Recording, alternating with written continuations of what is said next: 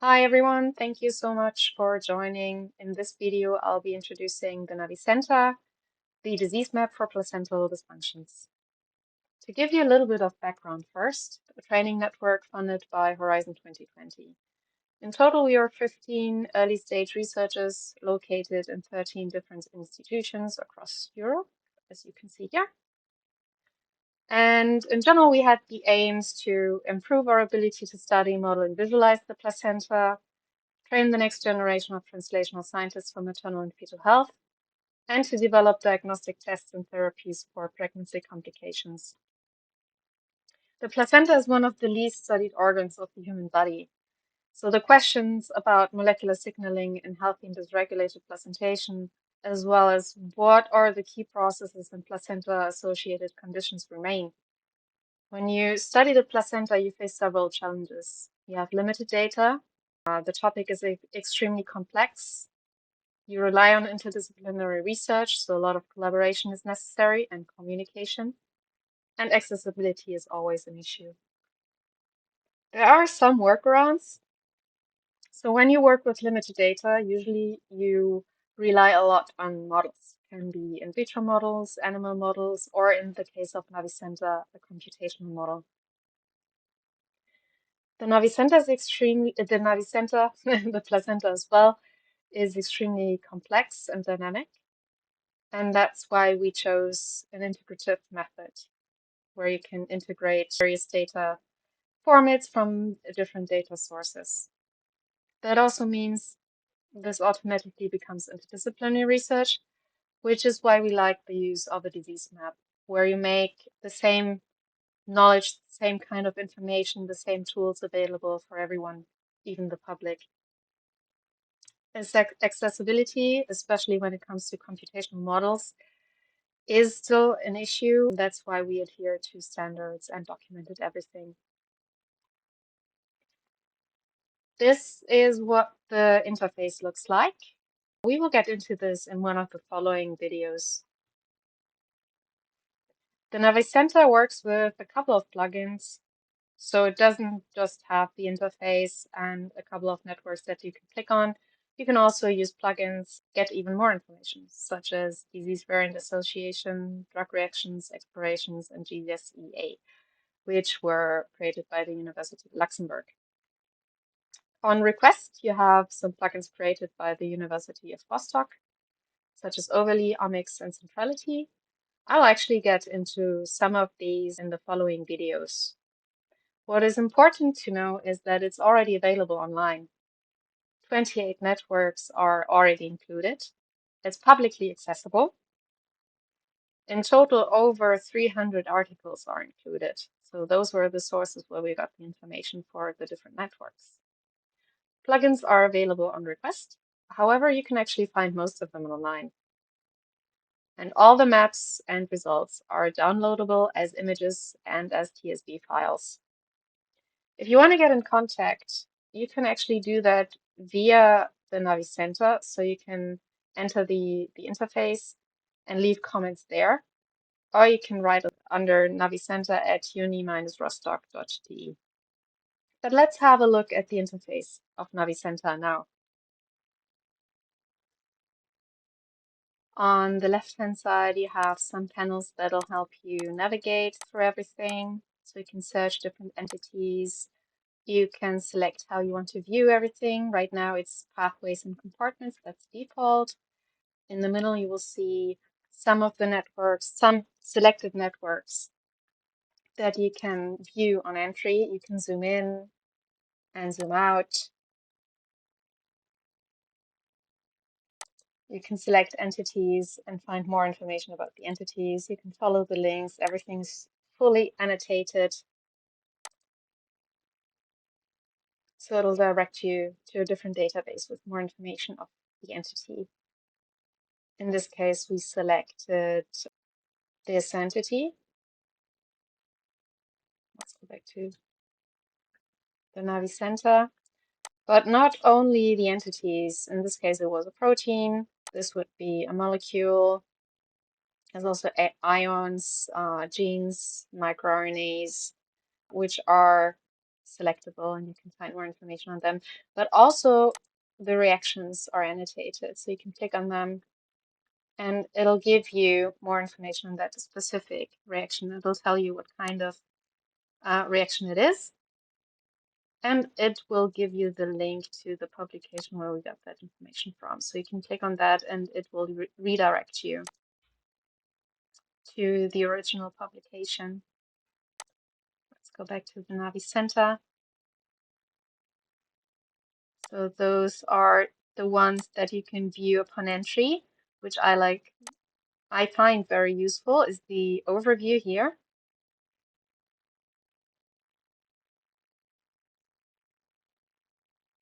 Let's close this to make this faster.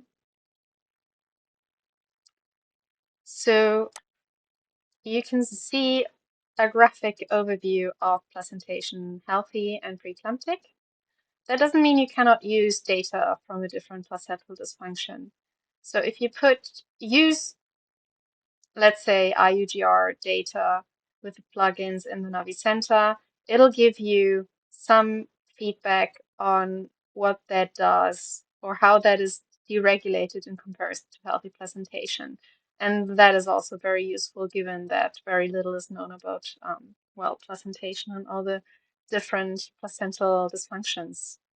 So the NaviCenta has a time scale here along the gestation, so that's given in weeks, but also kind of, let's say, tissue scale. So you have the transverse section, uterine spiral artery, and the longitudinal section of the decidua. And here you actually have the option to click on the different networks. So you can see how the decidua is supposed to develop along gestation, which networks or signaling pathways are important, and you can click on the one that interests you, and that will open in a different window. So you can actually open several at the same time. If your screen is big enough, you can look at them next to each other. You can zoom in and zoom out, drag and drop, navigate. And again, also in this view, you can click on the entities you're interested in, and it will give you here more information on the left of the window with a clickable link to a database. Let's zoom out again.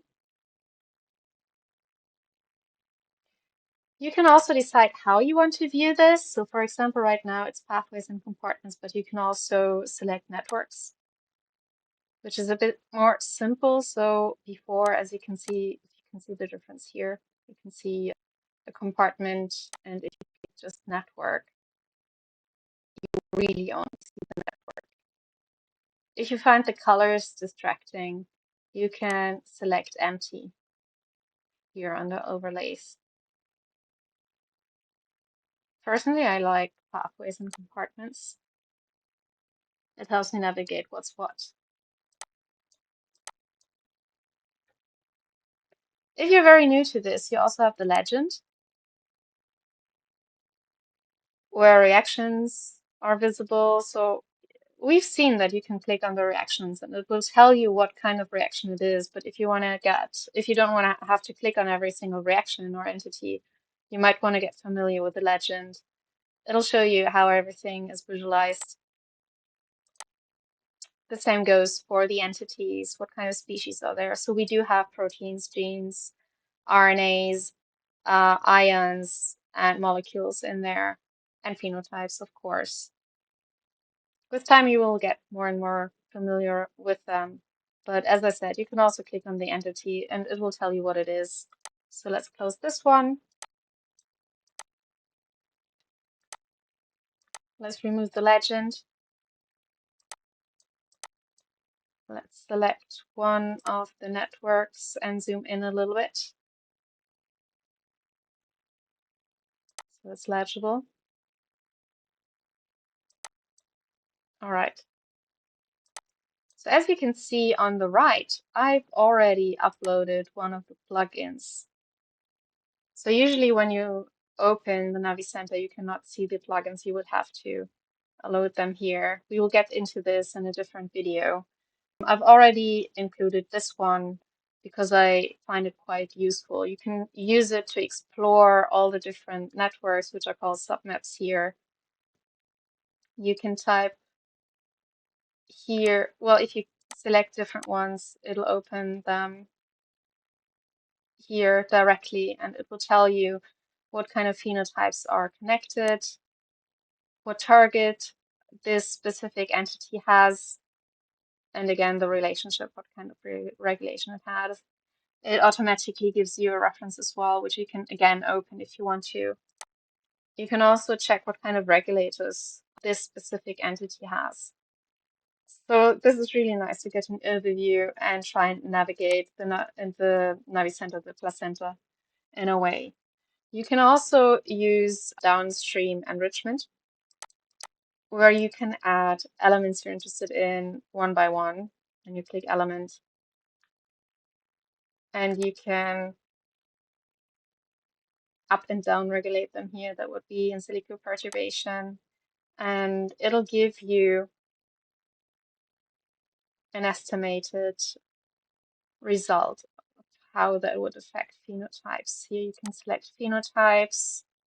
So you get the phenotype, you get the level, is it up or down regulated? If I up or down regulated these specific entities, it gives you a p-value as well. You can select phenotypes, paths. You have various options, so there's a lot that you can do. If you click on omics here on the omics tab, you can actually upload user-defined data. So you can use experimental data. You can select what kind of file it is. TSV and CSV are supported. You can select the mapping column. We will do this in another video, no worries. This is really just to give you an overview. You can include p-values if you want to. I find this very useful, but you don't have to if you don't have it. You can then read the data file and it will give you an analysis. You can also use variant information and mass spec data. So yeah, if you want to know more, follow me to the next video.